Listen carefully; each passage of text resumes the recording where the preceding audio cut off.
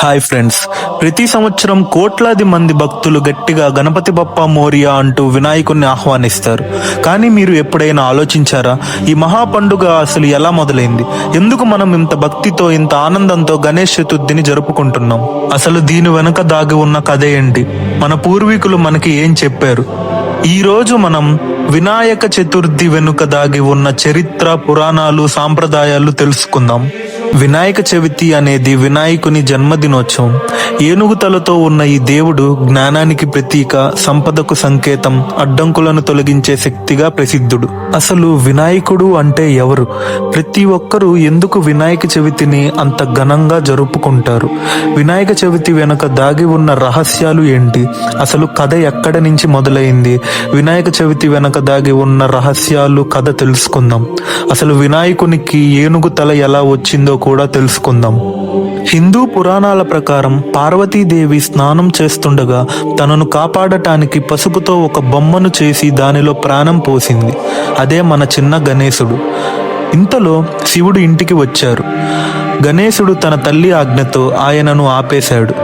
తన కుమారుడని తెలియక శివుడు కోపంతో గణేశుడి తలను నరికివేశారు. దాంతో పార్వతీదేవి దుఃఖంతో విలపించగా అప్పుడు బ్రహ్మ శివగణాలను పిలిచి తూర్పున ప్రయాణించి మొదటిగా ఎవరైతే ఎదురవుతారో వారి మొండాన్ని తెమ్మంటారు. అప్పుడు శివగణాలకు ఏనుగు ఎదురవుతుంది. అలా ఏనుగు మొండాన్ని తెచ్చి గణేశుడికి పెడతారు. ఇలాగా గణేశుడు పునర్జన్మ ఎత్తుతాడు. ఇందువలనే గణేశుడికి ఏనుగు తల వస్తుంది. వినాయక చవితిని 10 రోజుల పండుగ అని ఎందుకు అంటారు? అసలు ఈ వినాయక చవితి పండుగ ఎప్పటి నుంచి చేసుకోవటం మొదలు పెట్టారో తెలుసుకుందాం. గణేశుని పూజ శతాబ్దాలుగా ఉన్న నేటిలాంటి గణేష్ చతుర్థి పండుగ 17వ శతాబ్దంలో మరాఠా రాజుల కాలంలో మొదలైంది. ఛత్రపతి శివాజీ మహారాజ్ ఈ పండుగను మొదలుపెట్టాడు. కానీ ఈ పండుగ మహత్తర రూపాన్ని ఇచ్చింది లోకమాన్య బాగ్ గంగాధర్ తిలక్. 1800 చివరిలో బ్రిటిష్ ప్రభుత్వం భారతీయులకు పెద్ద సమావేశాలు నిషేధించింది. అప్పుడు తిలక్ గణేష్ ఉత్సవాలని ప్రజల ఏకత్వానికి, స్వాతంత్ర ఉద్యమానికి సాధనంగా వాడారు. ఇళ్లలో మాత్రమే జరిగే వినాయక పూజలను ఆయన వల్ల సమూహ వేడుకలుగా మారి సంగీతం, నాటకాలు, ఊరేగింపులు, భక్తి ఉత్సాహాలతో నిండిపోయాయి. ఈ పండుగ మొత్తం 10 రోజుల పాటు జరుగుతుంది.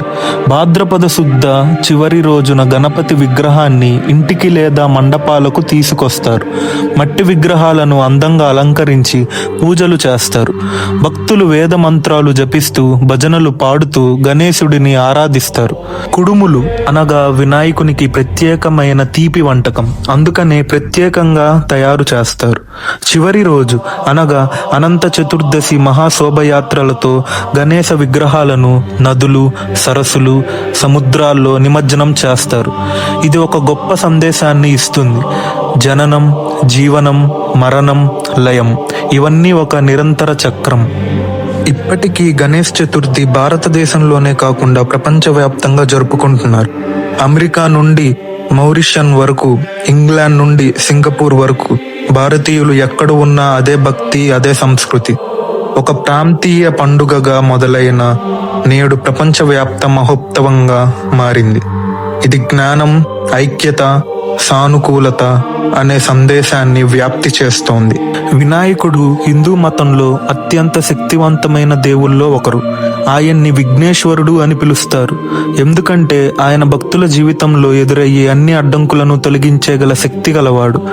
గణపతి కేవలం అడ్డంకులను తొలగించడమే కాకుండా జ్ఞానం, బుద్ధి, వివేకం ప్రసాదించే దేవుడు. అందుకే విద్య ప్రారంభంలో, కొత్త కార్యం శుభ సమయంలో మొదట ఆయన్నే పూజించే ఆనవాయితీ ఉంది.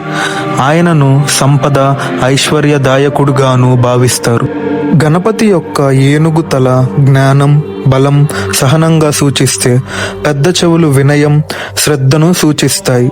చిన్న కళ్ళు ఏకాగ్రతకు సంకేతం కాగా పెద్ద పొట్ట లోకంలోని అన్ని అశుభవాలను జీర్ణించుకునే శక్తిగా సూచిస్తాయి. ఆయన ఆరాధన ద్వారా మనసుకు ప్రశాంతత, జీవితానికి ఆనందం లభిస్తాయని పురాణాలు చెబుతున్నాయి. అందుకే గణపతి పూజను అడ్డంకులు తొలగించే శక్తి, జ్ఞానం ఇచ్చే శక్తి, ఐశ్వర్యాన్ని ఇచ్చే శక్తిగా విశ్వసిస్తారు. వినాయకుడి వాహనం మూషికుడు. మొదట చూసినప్పుడు అది చిన్నది, బలహీనంగా కనిపిస్తుంది. కానీ దాని వెనుక ఒక మహత్తరమైన సందేశం ఉంది.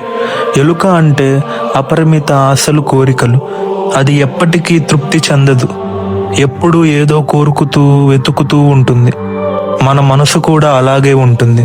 ఒక కోరిక తీరగానే మరొకటి వస్తుంది. అది మనసును నియంత్రించకపోతే జీవితమే నాశనం అవుతుంది. అలాంటి కోరికలపై ఆధిపత్యం సాధించేది గణపతి. ఎలుకను తన వాహనంగా పెట్టుకున్నాడు అంటే కోరికలు ఎంత బలమైనా జ్ఞానం ముందు వశం అవ్వాలి అని ఆయన చూపించాడు. మూషికుడు మరో అర్థం చెబుతుంది. ఎలుక ఎక్కడైనా దూరుతుంది, అడ్డంకులు లేకుండా మార్గం చేసుకుంటుంది. అది మనకు సూచిస్తుంది జ్ఞానం, పట్టుదల ఉంటే ఏ అడ్డంకినైనా దాటగలమని. అందుకే వినాయకుడు ఎలుకపై విహరించడం అంటే మన కోరికలను జ్ఞానంతో వశపరిచి వాటిని మన ప్రయాణానికి వాహనంగా మార్చుకోవాలని. కాబట్టి గణేష్ చతుర్థి కేవలం ఒక పండుగ మాత్రమే కాదు, ఇది ఆశకు, జ్ఞానానికి, ఐక్యతకు ప్రతీక. ప్రతి గణపతి బప్ప మోరియా నినాదంలో ఒక నమ్మకం ఉంది. వినాయకుని ఆశీర్వాదంతో అడ్డంకులు తొలగిపోతాయి, కొత్త ఆరంభాలు ప్రారంభమవుతాయి.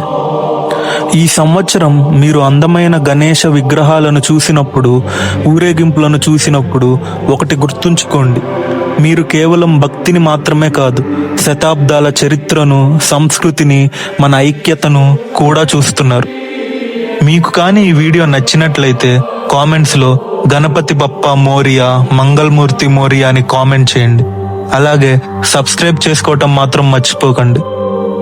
And a happy Ganesh Chaturthi to all. Thank you. Me, MVP Speaks.